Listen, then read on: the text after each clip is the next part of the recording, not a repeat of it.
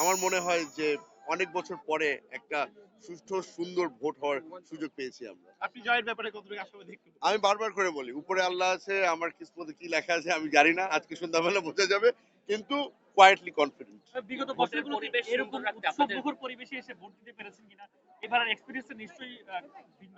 এইবারের এক্সপিরিয়েন্স আসলেই ভিন্ন, কারণ প্রথমবারের মতো আমি ক্যান্ডিডেট, তো ওই জন্য একটু তো ভিন্ন, একটু নার্ভাসনেসও আছে, কিন্তু তার সাথে সাথে এই পরিবেশ দেখে আমাদের আইন শৃঙ্খলা বাহিনীর যারা যারা এখানে কাজ করছে তাদের কমিটমেন্ট দেখে আমি আশাবাদী যে এখানে একটা সুষ্ঠু নির্বাচন বিভিন্ন হবে। জায়গায় গুজব ছড়ানো হচ্ছে, মানে ব্যালট ভরে দেওয়া হচ্ছে বা বিভিন্ন জায়গায় যে অনিয়মগুলো হচ্ছে টাকা পয়সার কথাও আসছে। এই জায়গা থেকে আপনাদের এই জিনিসটা আমি গতকালকে রাত্রে থেকে শুনে আসছি যে অনেক জায়গার মধ্যেই অন্যান্য প্রার্থীরা টাকা বিলি করার চেষ্টা করছে।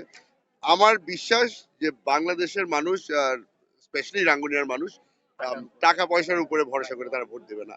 এখানে একটা আইডিওলজির বিষয় আছে, এটা একটা ব্যক্তিরও বিষয় আছে। তারা যাকে ভোট দিতে যাচ্ছে, আমরা গত 3 সপ্তাহ ধরে বাড়িতে বাড়িতে গিয়ে নিজের পরিচয় দিয়েছি।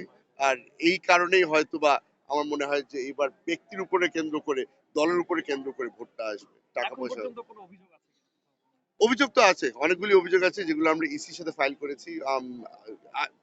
আবারও বলবো যে আইন শৃঙ্খলা বাহিনী এখন পর্যন্ত খুব সুন্দরভাবে কাজ করে এসছে, তারা খুবই অ্যাক্টিভ, সারা রাত তারা খেটেছে, তাদেরকে ধন্যবাদ জানাবো এবং আশা করব যে সারাদিন যেন একইভাবেই চলে।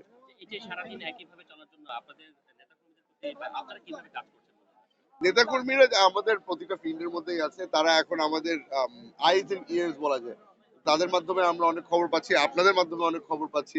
এখন পর্যন্ত যেটা শুনতে পেরেছি যে কোনো ধরনের বিশৃঙ্খলা হচ্ছে না, সবাই শান্তিপূর্ণভাবে ভোট দিচ্ছে। যদি বিজয়ী হন, যারা পরাজিত হবেন তাদের সাথে নিয়ে কাজ করার ইচ্ছা আছে কিনা? আমি একটা জিনিস অনেকবার বলেছি যে আমি এখানে আমার দলের এমপি হতে আসিনি, আমি এখানে এসেছি পুরো রাঙ্গুনের এমপি হওয়ার জন্য। সেই কারণে আমি বলবো যে যেই জিতুক যেই হারুক, আমাদের সকলের একসাথে নতুন বাংলাদেশ গড়ে তুলতে হবে। দলীয় নেতাকর্মীদেরকে খালি একটা জিনিস বলবো যে লাইন অনেক লম্বা, একটু ধৈর্য ধরবেন, ভোটটা ঠিক মতো দেবেন, আর ভোট না দিয়ে বাড়ি যাবেন।